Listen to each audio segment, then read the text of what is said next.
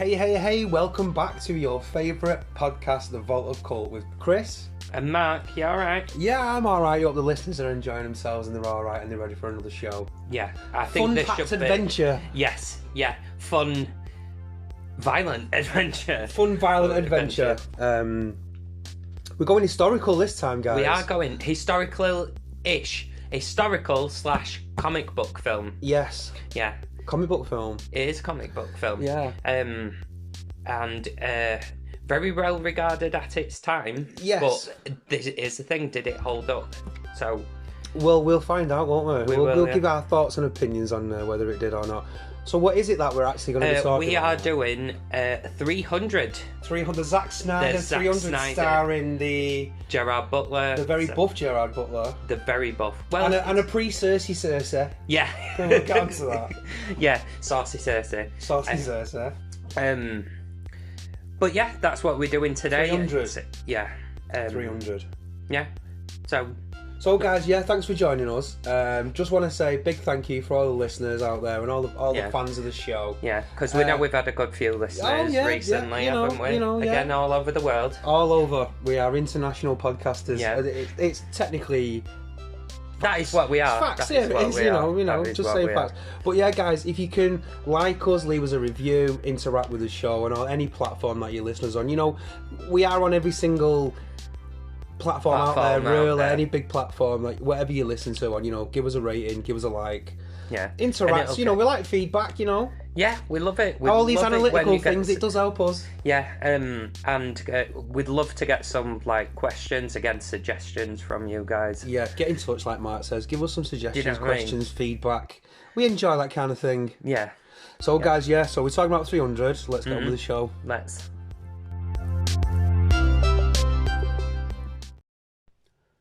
So Mark, this episode 300 from 2007. It is. Yeah. Many more years ago than I thought it was in my head when I was starting. I knew it were ages ago, but I was like, fuck me, has it been that long? Yeah, since 300. Yeah. I mean, Gerard Butler's been in a lot of films since then. He has been in a lot of films. They've hammered him. Basically, since this film. Yeah, really. made his name. It did. It did make his name. And I think it made him the kind of actor. And I think it's a massive influence on Zack Snyder. Very stylistic going forward. Aesthetic. Yeah, we'll get on that. So, we'll get onto that. So Mark, 300. So yeah, produced by Warner Brothers. It was Warner Brothers. And Legendary Pictures. Yeah, which is I would say it's Warner Brothers genre arm. Yeah, they make genre films big, but they make B pictures.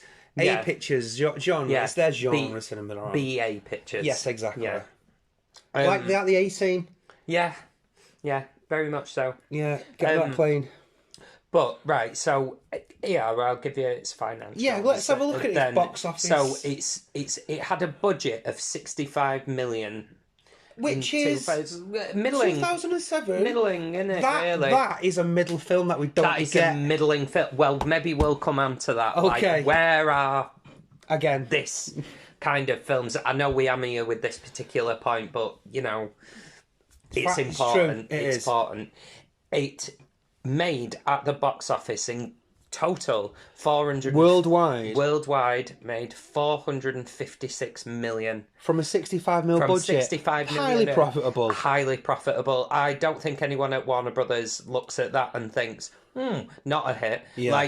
No, I'd say that's a big hit. That's a big hit, big hit. And also, Warner Brothers are absolutely wishing they could pull these kinds of numbers nowadays. Nowadays, they're sat there how much, what box office? And about £4. Right, brilliant. Why is that? Because we spent all the budget. Do you know what I mean? Gone. So yeah, domestic, because I love the domestic. Yeah, we do like to split them up and give you some facts. I would say it's nearly, as near as makes no difference when you're talking in millions, half and half. 211 million, just shy of 211 million domestic, US and Canada, and internationally 245 million. Do you know what? It's not uncommon for it to be slightly balanced. Have you noticed that? I noticed it's very balanced. There, weird. Well, obviously because like other cultures. Well, they have their own film industries, and they have their own like mini internal markets for stuff like this. So, like foreign films maybe don't. But surely there's more cinemas worldwide than there is in the US alone. Yeah, but also, weird. Like, why is it always evenly split? Oh, not evenly exactly, but yeah, but you know what I mean. I think there's more of a culture like in China. I think Chinese really cinema, a lot of Chinese films are Chinese. Yeah, and I think obviously relatively them going to the pictures in the same way as the Americans or like we will is a relatively new phenomenon. Whereas, like, do you know what I'm saying? Just to touch upon it, do you think that, I don't know if you have this opinion, that people are more open to seeing a film more than once at the cinema in America than we are in Europe or the rest of the world? I would absolutely agree with that. We'll got pictures once and then we'll be like, I like seen it now. And then they'll be like, I'll get it on video or I'll on video, showing me age now. Tape. But yeah. It's on tape. It's got on tape. Where'd you get it? Stony Market. But yeah, we'll wait for it to come out on wide release, and then we've got it forever. Whereas, I would agree, they do seem a little bit more willing to. I'll see it again. I'd like to see some having that idea. I've had that for a while, you know.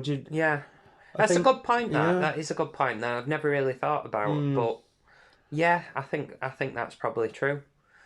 So that is probably a fairly big reason. Not based on facts, just my own personal opinion. Really. So this particular film, it garnered on its opening day, not weekend day, 25 million. You don't get even numbers. It's bare money, is that? That's bare peas, as one of my younger friends said. Bare peas. Like, is that like? Opening day. That's not even opening weekend. It made to get a 30 budget. Yeah, it basically made about 50 million after opening weekend. So after opening weekend, we're practically back up to its budget. It's practically already breaking even. So like this is a big hit. There's no way of, and I don't think maybe we think about now how much of a big hit it was. That has been a theme on a lot of the films we've covered on the show. I think, because I think this is a relatively forgotten film now. People don't think about 300, but not in the public conscious, but online. Yeah, it is. It's got a solid fan base. Yes. And like when I was younger, I would have considered myself one of the fans of it. I remember enjoying it, not to kind of get too ahead of ourselves, as we fucking always say every episode. Yeah, literally, we'll not get too ahead of ourselves, but yeah, we're always rushing ahead. I know. Again, we're opinionated guys. Sorry, lost my train of thought. Yeah, I was saying when I were younger, I was a big fan of this. Yeah. And I do think it's catered for a younger male audience. Yes. At the time, again, not going into the re-watching, but I remember watching it and thinking, oh, that's an alright film, and never revisiting it until for the show. Yeah. I did watch it a lot. Okay. Did watch it a lot. But obviously, like our listeners, long-time listeners will know, massive history buff over here. Yes. So literally anything in the past, particularly ancient history. That my particular soft spot is for ancient history. We'll get onto that. So we will get onto that. So I would have always revisited it. And I was exactly the demographic they're aiming for. I was in 2007. Well, looking at that, I would have been, at the date, I would have been 16. I would have turned 17. Bang! Audience target. Yeah, exactly. And it was buff men. Although I would have made sure that no one in my family would have ever put that particular two and two together at the time. Great film, isn't it? Great film, brilliant film. It's the fighting, honestly. Not the semi-naked men. Yeah, not the semi-naked men. Though looking back now, it was a big part of it. Yeah. Like, it's not there. Not there, Mark. Attracts his men running around. Yeah. So, but I do think that's interesting how some films from this era have, like, had the longevity legs, but I feel like it was so ubiquitous. I remember 300 posters being... and the trailer, great trailer as well. Great trailer. But yeah, like the full-on side of the bus kind of... Yeah, big advertised, hugely. At the time. And then just now, I think from about 2015, you stopped hearing about it. Right, and I think I've got a theory about why. Okay, and I'll get onto that later. Okay. Save it for later. Yeah, I'm saving it for Ron. Later on. For Ron. So yeah, figures. Big hit. Runtime. Shit, I didn't write the runtime down. 2 hours. 2 hours. 2 hours too long. No. I thought it could have been. I wasn't mad at the runtime. I thought it could have been trimmed. Yeah, but I wouldn't be snap at it and snipping away. No, just 20, like 20 minutes. Just like this scene, you could cut a minute off that. Do you know what I mean? Yeah. I did think that while I was watching it. An hour and 40 would have been sweet spot for this.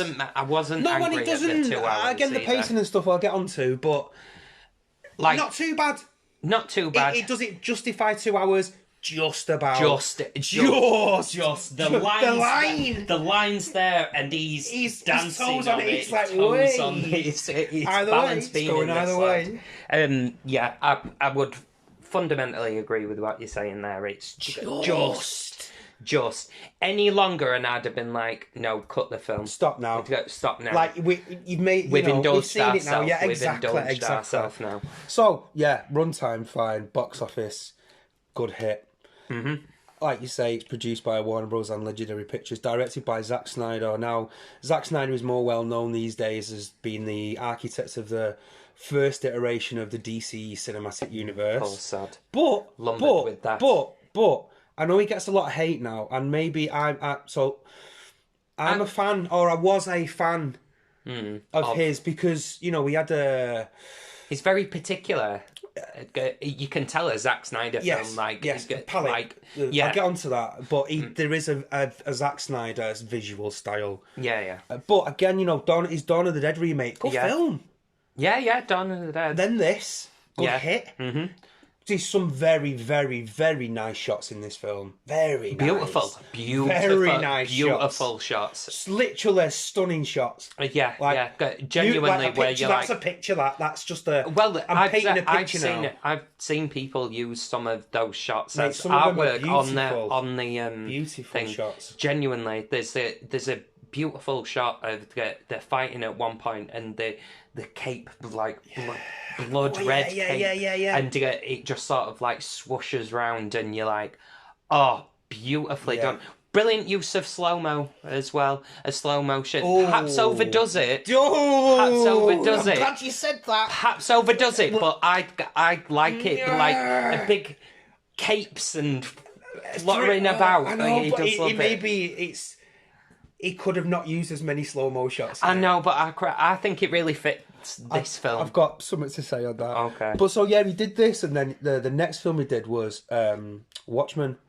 Another. I have very conflicting thoughts about Watchmen. Yeah. By the way, I like it, but I don't like it. I'm a fan.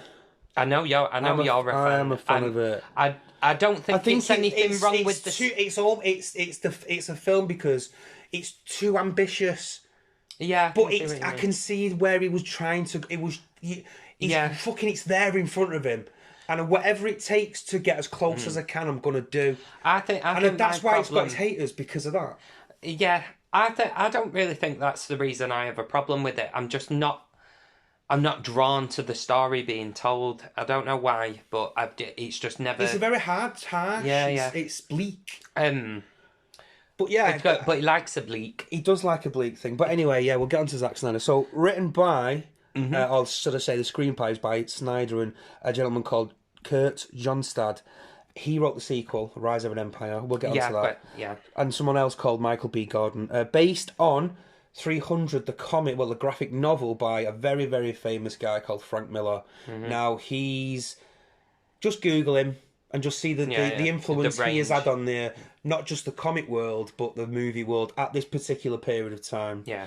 There was a lot of adaptations of his stories for the screen made, of varying quality, gradually diminishing, should I say. Diminishing. Yeah, very much so. But yeah, a very famous comic writer. He's done the very famous Dark Knight Returns, which is an older story about Batman being older and coming out of retirement. Yeah. Obviously, this 300. He did Sin City.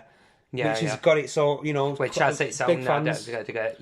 And he did one of his famous things was he did a Daredevil comic storyline called Born Again, which was like a reinvention and a very more serious adult take on Daredevil as a character. Yeah. So big name in the comic book huge world, name. Frank Miller. And the cinematographer's by a guy called Larry Fong. He's worked on Watchmen, you can see that. Batman versus Superman, so another Zack Snyder. Right, all right, Mark, okay. I mean, you don't like it and you're wrong. And he also did Kong Skull Island, so... Kong Skull Island. Not a bad film, to be fair. I've not seen it. Okay. It's an okay film. Okay, right. Oh yeah, it's alright, that. I mean, I'm a big fan of the, Godzilla films and the such. Right, music by Tyler Bates. He did the music for the Dawn of the Dead remake, Halloween 2007, the Rob Zombie version. I'm a fan of that. He did Watchmen as well. Just want to say, before you say anything, this soundtrack reminded me of Gladiator. Yeah. I'm not going to say this is an issue that I've got with the film, but it's very... It sounds too much to me like Troy and Gladiator, and I'm just like, there's nothing... Yeah. Forgettable. I barely noticed it. Yeah, exactly. The songs were good. I'm not gonna say that they weren't well produced, well made, and exciting songs that fit the theme. But the score. I'm totally forgettable. I'm unmoved. Yeah, I'm unmoved. Yeah. And looking at all the things he's kind of done. It's the theme there, man. Yeah, it's very much forgettable. That like it serves its purpose, but it's never going to go. It's a bit of a shame when we're talking about an historical action film, which usually they're quite good for their scores. I know. Like even big. Yeah, I'm going big. Even going back Scores to go big. Even going back to really old fashioned old fashioned historical epics. I remember about 6 months ago, I was watching Cleopatra, and coming at you. Cleopatra coming at me. The old one, Elizabeth Taylor. Sweet, huge score. Sound. Really big fan of the score of that. No wonder it bankrupt. I want to watch it. It's on my list. Big fan of that film, even though controversial because it basically nearly bankrupted Fox. Yeah. Anyway, but that's a different, maybe a pod for the future. Maybe. Who knows? But I was just disappointed. I wanted more. I wanted more. Like, you listen to Gladiator and you're like, what a soundtrack. And this sounded like Gladiator's little brother that everyone always... all right. Mate, but it doesn't... Yeah. It's trying to be that. It's trying failing at every level. So, I'm not going to say this is... When we're in this, I'm saying this now because it's not a con for me. It doesn't take anything away from the film. No, I agree. It's just there's a score. That's there. That's there. Yeah.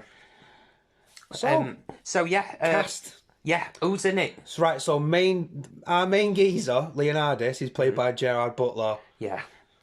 Mate, I watch him in anything. I know you're a big fan of Gerard. I am actually. I watch anything he's in. I like the films. I like the films.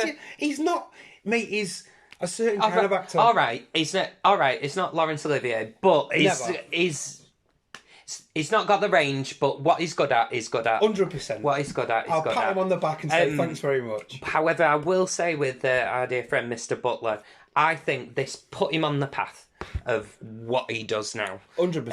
He's the action film genre guy. Yeah. And he can't break out of that. He tried to even be in a rom-com. Don't. Dog shit, don't watch it. I can't remember the name of the film. I don't. It's the dog shit, don't watch it film. Yeah. But before this, he were in other things, like not action. I was telling you about, he was in Joel Schumacher's Phantom of the Opera. He's the Phantom in the Phantom of the Opera. Weird. We've had that conversation about that. Disaster of a film, by the way. But but that was just before this, and then King going into this, and then he's Leonidas, King in Sparta. So Dilios, who's the narrator, is one of his right-hand men, played by David Wenham. Now he's in Lord of the Rings. Faramir. It's Lord of the Rings? Yeah. Lord of the Rings? Yeah. King at Rings. King at Rings. What do I think about him? Well, for one thing, he was. He's in a lot of. He plays that kind of part in a lot of films. In a lot of films, that's his shtick, innit? He is typecast. It's because he's got. True. It's because he has an interesting voice. Yeah. It's not. I can't. Same voice in film. He's got a very particular voice, which everyone can be like, oh, you instantly know it's him. You know it's him straight away. And that's a real big asset for an actor, is that if they've got a distinctive voice. Actually, I think Gerard Butler has a very distinctive voice as well. He can't do accent. Leonidas is just Scottish, He's Scottish, which again, not mad at for this particular film. We'll accept it. Lena Headey, Queen Gorgo of Sparta. Yeah, Cersei. The cunt. I think this film is what gave. Yeah, you said that. The lads who made, I forget their names, made Game of Thrones, gave Benioff and Weiss. Weiss, yeah. Yeah. I think all the facts on the show, guys. We're pulling out all the bare facts. Bare facts. And I think this may have been one of the things to give them the idea of, maybe her. And you said that to me earlier on, and then I countered that with, I think she's the worst part of the film. I don't think she's the worst part of the film at all. I think the snidey politician trying to undermine Dominic her. West. I think he's the weakest part of the film. Theron. Yeah, I think he's the weakest part of the film. I don't think it's okay, yeah, it's a nothing character. Yeah, I'll give you that. But it's not necessarily a performance. I was saying that is that the characters are not similar in terms of personality, but a queen, strong woman sort of thing. It sticks in the mind. Okay. Sorry. Yeah. Right. Dominic West. He plays Theron. Yeah, in this, and he was from The Wire, which is, I think, the greatest TV show ever made. I know you've said that many times. It is. It's absolutely tippy toppy. Can I confess you something? I've never really watched it properly. It's very different, and it's obviously, the first series come out nearly 20 years ago now. Anyway, it's amazing, guys. If you've never seen The Wire, it's an epic story about cops and gangsters, but done in a very intelligent way. So Captain Artemis, Leonidas' loyal captain and friend, is played by Vincent Regan. Mm-hmm. Don't really know what else he's been in. No, I've seen it. He's one of them actors. Seen his face, but I can't really place him anywhere. Tom Wisdom plays his son. Yeah. He gets deaded. Spoiler alert. He does get deaded. Michael Fassbender's in it. Michael Fassbender gets his kite in this. Stelios. Yeah. A lot of verve. He gives it a lot of verve in this role. He puts a lot into it. He does. And then to kind of round off the cast, King Xerxes is played by Rodrigo Santoro. Absolute giant in this. Yeah. Absolute giant. Not a giant in real life. Not a giant in real life. Normal sized man was Xerxes. Just bloke. Bloke size. Just normal bloke size. So yeah. Facts and figures. Let's give some facts and figures. One nice little fun fact. It was released several days earlier in Greece for the premiere in Sparta. Like that, nice touch. In Sparta. Nice touch. Nice That's a little touch, sprinkling of niceness in it. Good PR. Brilliant PR. Really Brilliant good PR. And that's one thing that I will talk about. The marketing for this film was really strong marketing for this film.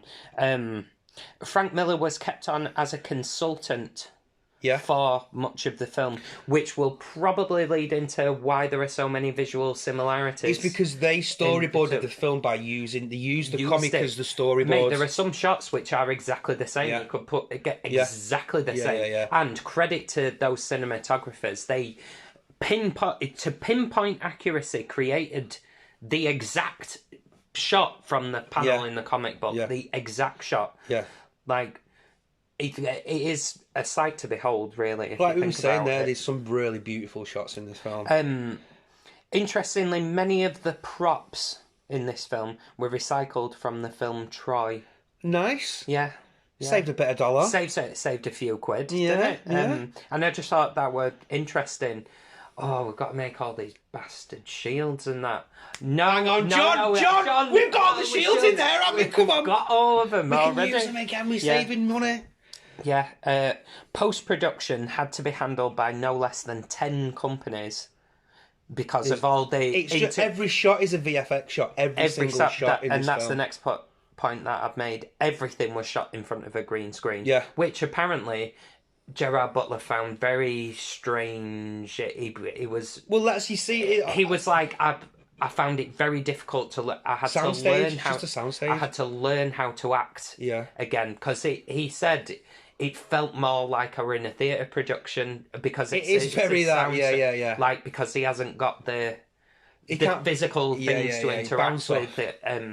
So, and that's the thing, you can tell it was shot in front of a green screen. Yeah, you can. And there are points in the film what I'll get onto where my ears, because I'm pretty much like an audiophile nut kind of thing. Yeah. These lines spoken where you're like, that sounds boxy in a soundstage. That I can tell. Yeah, you can tell. It received a standing ovation at its world premiere, which I think is probably taking a fun film to its absolute extremities. It is, you can have enjoyed yourself, but sit down. Yeah, sit the fuck. If I'd have been not there, a masterpiece. If I'd have been there with someone, sit down, please. Get down. Get down. It were good. We've got a good time, but calm down. Not that good. Yeah. But just a quick thing on the reviews that it got. It received positive reviews. I'm not going. Basically, any film that makes that kind of money is going to have received positive reviews, isn't it? But there was some mixed. I would say positive, mixed reviews skewing positive. I would say. Fanboy. Do you know what I mean? Fanboy as well. It is a fanboy film. The Times put it as visually stunning and exhilarating action, but as shallow as a pygmy's paddling pool. 100%. I can't disagree with that. 100%. It is a fundamentally very, very shallow film. It's a very thin. I said to you before we recorded, and we'll get to the plot, but the plot is thin gruel. There is a thin veneer. Gossamer thin, as you used to say. Yeah, gossamer thin is the plot. Because he's always got to appear. But Roger Ebert said. Because he did not like the film at all. He gave it a 2 out of 5. Harsh. All right. Yeah, no, but Mardy cunts. Like, I'm sorry for saying cunt, but they are Mardy cunts. About as violent as Apocalypto film, and twice as stupid. Fuck off. And I'm like, oh, fuck off. But I think that was the attitude. But this is a little bit of the thing that we have railed against for a few episodes now. Industry snobbiness. That's what I'm saying. Because it's not a fucking art housey Fuck film. off. Do you know what I mean? Enjoy it for what it is. Yeah. It's like you don't say to someone what music do you listen to, and they go, "I only listen to dance music." Oh, fuck off! You don't like music. Well, you don't like music then. Yeah. So it's very that. So there are a few facts for you. Yeah. So the plot. The plot, yeah. You give it its plot, Christine. So the plot of 300 tells the story of the Battle of Thermopylae. Thank you. In 480 BC, Persians under the rule of King Xerxes have already taken over some of the Hellenic city-states and now threaten Sparta and Athens. King Leonidas of Sparta is left with two options. He will either have to sacrifice himself for the well-being of Sparta or watch it burn to the ground. Dum dum dum. Dot. So, saying that, this, guys, if you didn't know, this story was inspired by an actual battle. And Mark knows a lot about this battle, so I'm going to hand over and let Mark explain this. Quick thing, because we love context, because context is what? Key. Context is key. Yeah. Go. So, in the in the 5th century BC, which is where we are in time, 481, the Persian, technical word, the Achaemenid Empire, is the largest empire in the world at the time. Persia is by far the most powerful, the strongest. It has conquered pretty much all of the Eastern Mediterranean. Egypt's under its sway. All of Iran, well, they're from Iran. They are Persians. All of Mesopotamia, heading this huge empire, heading all the way from the foothills of the Himalayas all the way to the Mediterranean, conquered all of Turkey and all of Egypt, and that's bear takeovers, all overs, and. As always with expansionist empires, the next place is the Greek mainland, given that they've taken Turkey. And they thought they had a right to it as well, because the Greek-speaking world is much bigger than what we know now as Greece. The Greek-speaking peoples spread all around the Mediterranean, so all of the western coast of Turkey, they were all Greek cities as well. Okay. So the Persians were already thinking, we basically already rule many of these Greek city-states anyway. Might as well take these boys as well now. These ones on the Greek mainland, these are the next place. And what I do like about the film is that they say the phrase, earth and water. That's what they demand of them. That's the tribute. They would give us a piece of earth and piece of water as symbols of that you submit that to the worldwide universal empire of the Persian king. Everyone else has done it, so why aren't you? And so when famously Leonidas of Sparta and admittedly the Athenian democracy at the time refused to submit to Persian overlordship, and they'd already refused in a previous battle, the Battle of Marathon, where we get that so this is unfinished business. The Athenians had already beaten the Persians off at Marathon a decade earlier. Interesting, right? And under the previous king, and this is the son of the king who failed to conquer Greece the first time. Okay. So Xerxes, the son of Darius, wants to complete his father's work and conquer Greece. Right. So off he goes. He assembles a huge army by ancient standards. In the sources, they say 1 million men. He probably wasn't. He probably had about 500,000 men, but still a lot more. But literally, the Greeks was like, this is every nation on earth. The whole world has come to attack Greece as far as they could see. And what they do, they cross what is now called Gallipoli. They cross there over what was then called the Hellespont, the river to Greece. And they go round, cross the Thracian plain, and come down into Greece. Now, the geography of Greece is a very mountainous country, but the path that you can go narrows on the eastern side, narrows to a very, very, almost, it's a mountain pass with the sea on one side and just sheer cliffs on the other. Geography in that. And what the Greeks decide to do, led by the Spartans. Now, incidentally, there was 300 Spartans there, but there were other Greeks who were also there. So realistically, they probably had about 5,000 men. Okay, but still, it's the 300 Spartans though are the core of this, and they block at what they call the hot gates. At the hot gates, the pass of Thermopylae. Do you know what I mean? That's literally what Thermopylae means. Therma is where we get the word hot. Oh, yes. It's where we get the word therma from, hot. So, yeah, guys, it was a thing. It genuinely was. And it's important to note that for someone who is interested in history, this is one of the most important battles to ever take place, because it's the first battle of which basically the father of the modern idea of history, Herodotus, wrote down. He wrote it down by asking eyewitnesses and people who were there. It's the first piece of history we know about stuff before because of archaeological evidence and royal proclamations and stuff like that. This isn't that. Someone genuinely went to find out what happened. That's why the word history is history. History is Greek for an inquiry. There you go, guys. So it's a very important moment that happened in the history of the world, and it's been interpreted and reinterpreted, and this is one of the interpretations. Well, the comic book and its film adaptation is basically our generation's interpretation of this one of the most seminal moments in Western history. And that's what it is. It's East versus West in this film. Yeah. Problematically nowadays, I think, but there it is. So yeah, there's a little bit of context for you, and context is, of course, key. Bless you. Excuse me. Yeah. So yeah, there you go. There you Interesting that. Yeah. Like it's an actual thing, and like you say, the context of what it means in terms of ancient history and whatnot.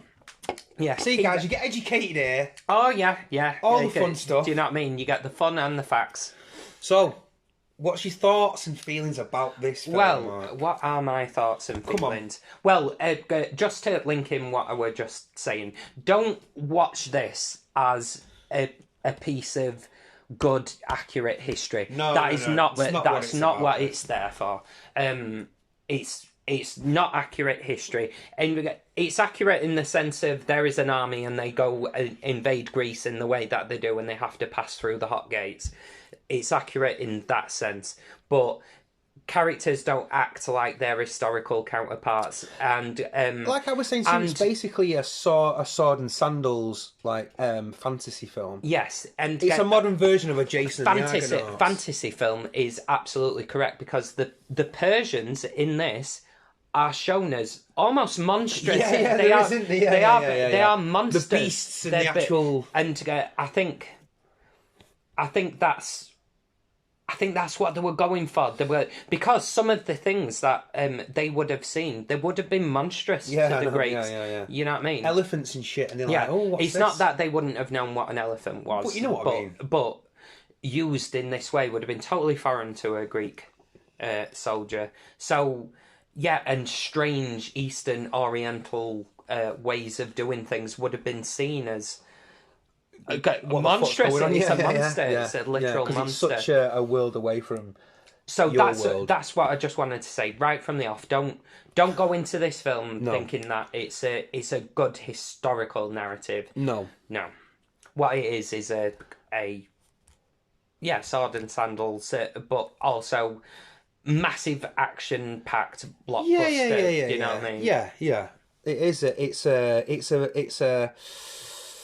a typical tropey hero film. It is. You know, the whole narrative at the beginning of the film, where everything's told after the fact. You know, it sets it up with the young boy growing up to be the leader. Mm-hmm. Right, I'm in now. Hero story. Come on. Yeah, I'm in. And again, it does do a really good job actually of showing you the perspective of Leonidas, why he would have the attitude that he has, why he would react in the way that he does, and because of his upbringing and the way that the Spartan culture is around him. Yeah, it's single-mindedness, but not to the detriment. You know, it's a very, like, the hero his views might be disagreeable to certain factions, but it's always from a pure intention. Yes, yeah. I think the main character Leonidas in this, he is the manly hero that everyone either wants or thinks that they need. Yes. He is an ideal. He's a paragon, not unflawed. Because he does have his flaws, he has his doubts a lot of times, but he's the ideal leader. He's the king that every country would wish that they have. Yeah.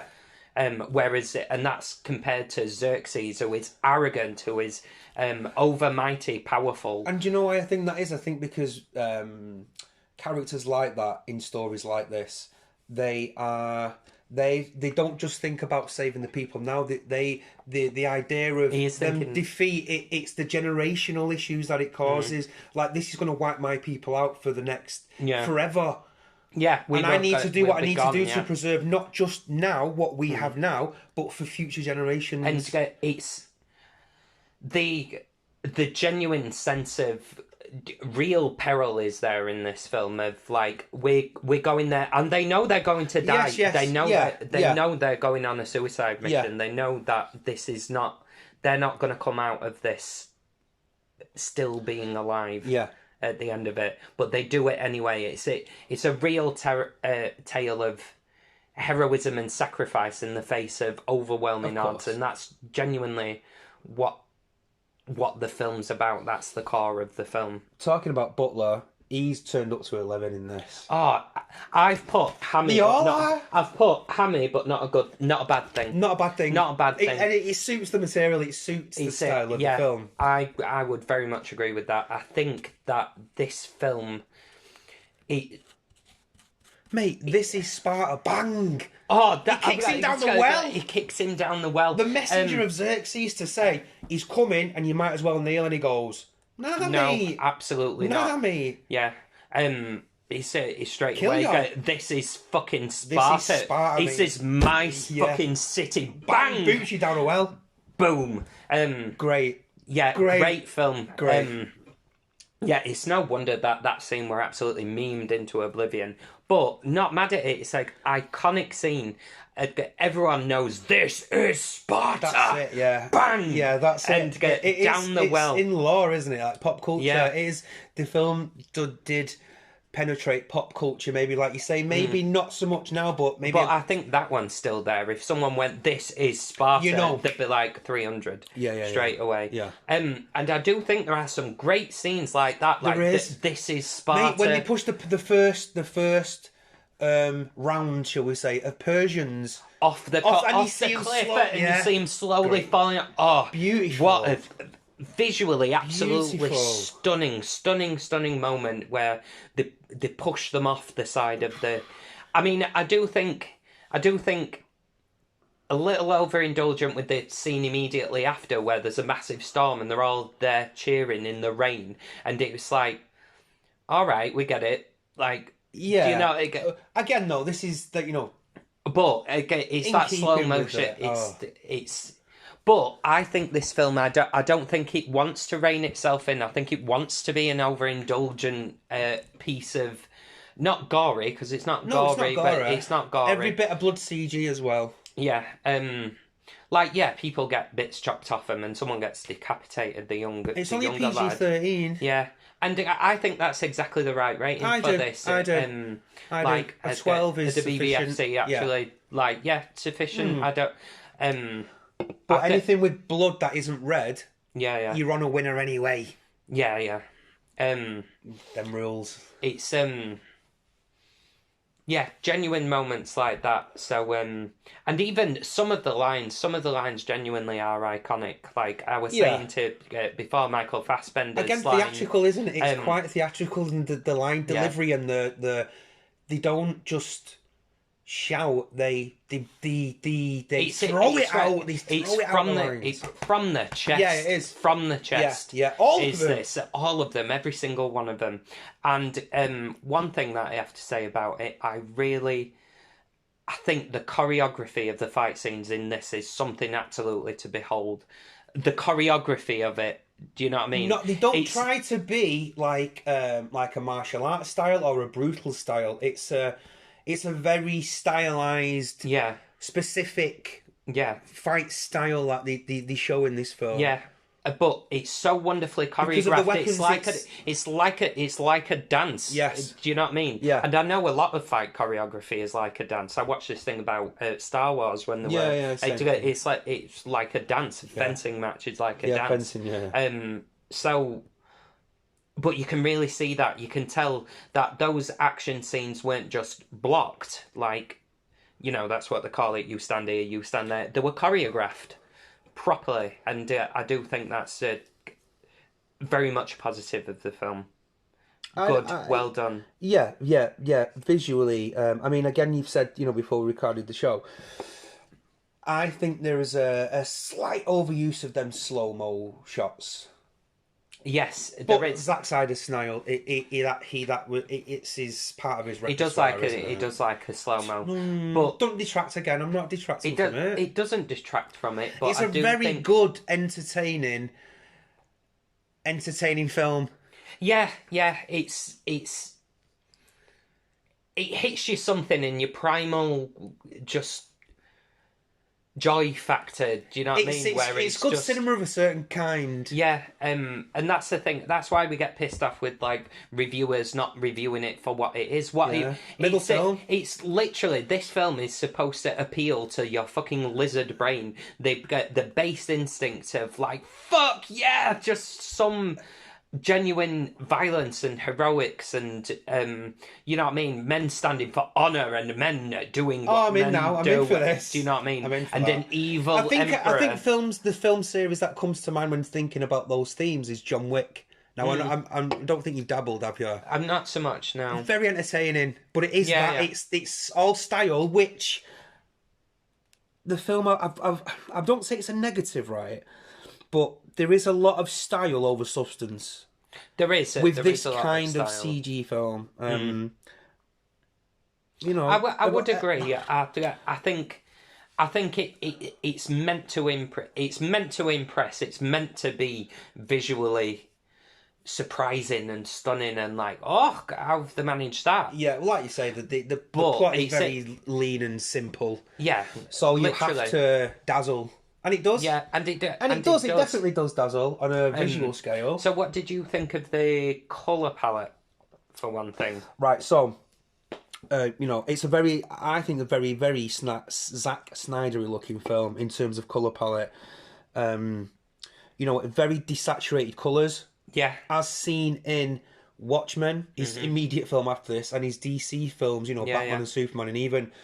This is, if you look at Man of Steel, I know you don't like it. I know. It's desaturated. Yeah. This is a lot of criticism with his visual style. It is very late 2000s because silvery blacks, muted. Black, brown, mustard coloured yellows. I immediately thought a lot of games at this time were this colour, by the way. This kind of colour palette. I think it's a film of the style of the time. Yeah. Massively. Grey, brown. Would never get a film like this made now. No. But I do think one thing that it does do kind of well, and this is clearly taken directly from the comic, when there be a black and white panel, but the only splash of colour would be the cloak. A la Sin City, because Sin City takes this idea and that visual style to the fucking extreme. Yeah, absolutely. And another Frank Miller adaptation directed by Robert Rodriguez. Interesting film. Yeah. It's literally the comic again like this.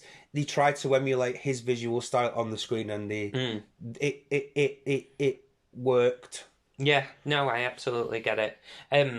But I do think it made the colour of the Spartan's cloak and stuff like that genuinely pop. That stands out, and I'm I get what you're trying. I get what you're trying to do. Orangey reds. Yeah, maybe used a little bit too much nowadays, or back then. But I get what he was trying to do. And I think, just my final point on Zack Snyder in this particular film, I think it's his most purest film. What do you mean?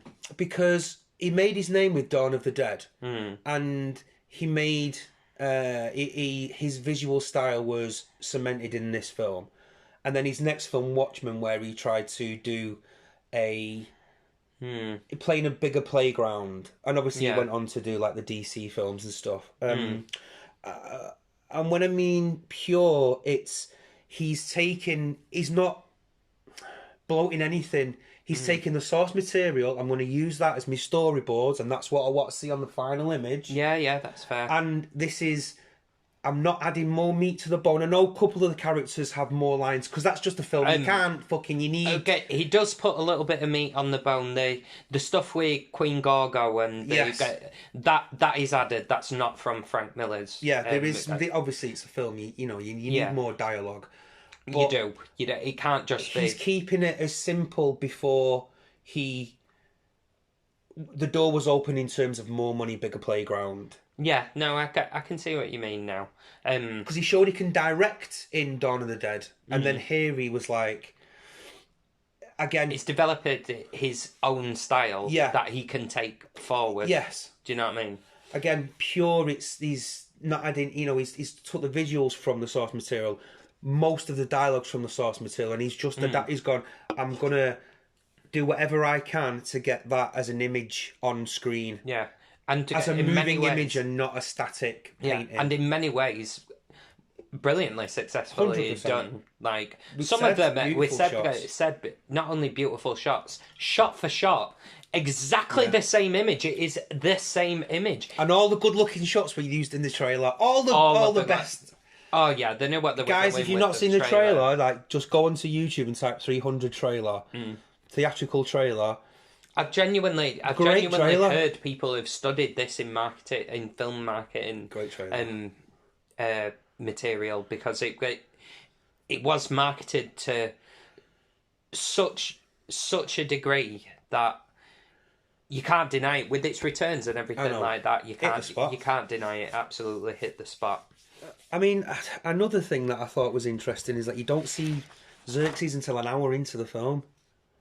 He's just a looming threat. He is just a looming threat. And then it's full on then for the next hour. Very strange is Xerxes' character in this. Very strange. For one thing, I've got to get it out there. Nothing like Xerxes himself. Do you know what I mean? Nothing like him. But, well, we don't know what Xerxes looked like. Probably not like that, though. But probably not a 10-foot giant. The Ephas I weren't a fan of. Well, the paedophiles. That's an interesting one. No, but that's an interesting paedophiles, one. Aren't they? Yeah, but interesting one because there's a line where if those Athenian boy lovers have turned you away, well, it's interesting. Gay boys. It's interesting that the Spartans would say that because they had institutionalized what you call pederasty. Where boys would be given to an older gentleman and taught the way of the Spartan way of life, and part of that would be to have sex with them as well. Not like there. The Spartans were the worst for it. It's interesting that line's in there. That line's in there, and it's given to a Spartan king. I did see that line. Do you know what I mean? It's interesting that that's there and given to a Spartan. And not an Athenian. It would have made more sense an Athenian saying it about a Spartan, to be honest. Because that were the whole thing. It were about the life training of young boys. Oh. Yeah. Oh, and there's very few moments where where you're looking at another culture and where you just think, I'm looking at this culture from a completely different time. Do you know what I mean? Yeah. It was perfectly normal back then, and it's gross now, but it was perfectly normal. But them Ether guys, them.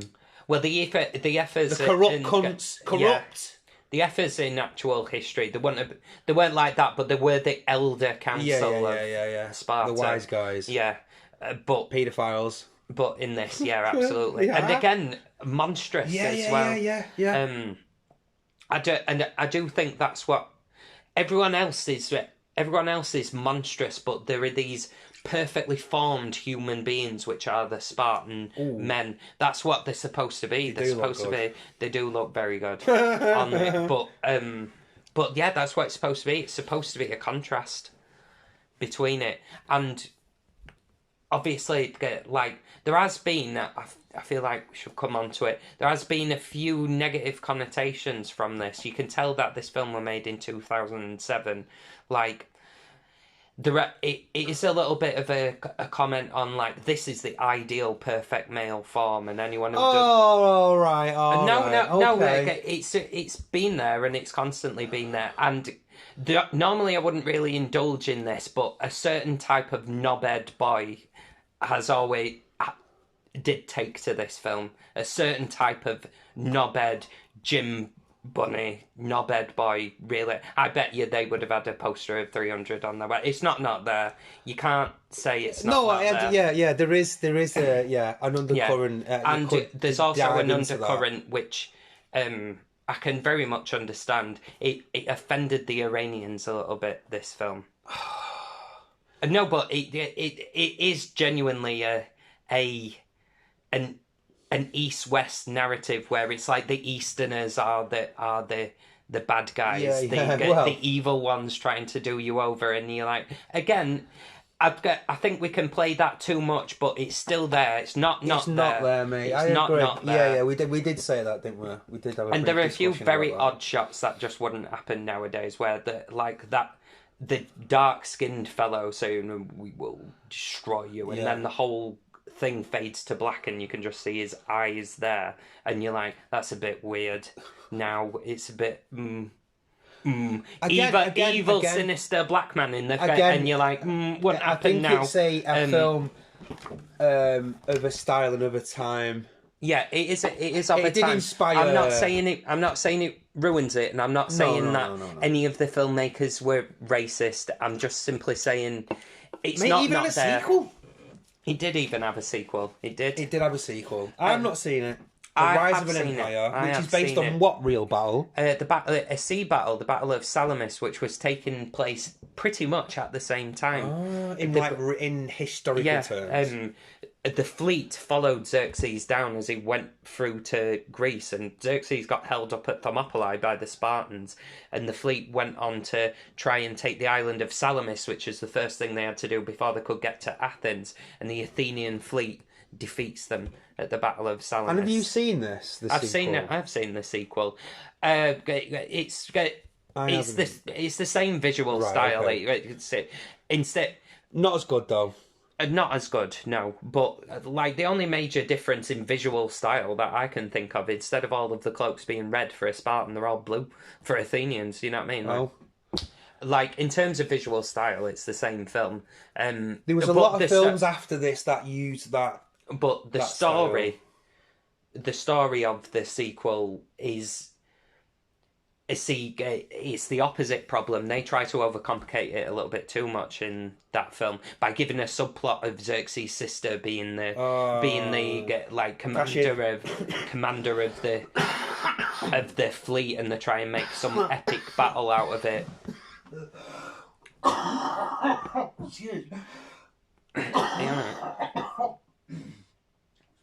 Excuse me.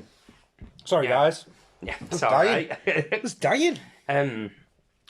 So yeah, they overcomplicate it a little bit. It has the opposite problem of this one. It has the problem of there's too much story for what there should be, whereas this one maybe doesn't quite have enough. Yeah. Do you know what I mean? We said that. That. And again, it has had it's had its place in pop culture at the time, and yeah, absolutely. And so, for me, I'm going to go first. Go on then. Right. So, I'm going to give it now. I'm not being harsh, right? But I'm just going to give it a 6. Okay. Because it didn't... Like I say, I remember watching it originally and going, oh, I enjoyed that. And never having the need to go, 300, that's a film. Oh, yeah. I'll have some of that. Like on a Sunday, Sunday evening or something, like we've said. But watching it again for the show, I thought it was a good film. Interesting things, but I took, like I say, some very, very, very...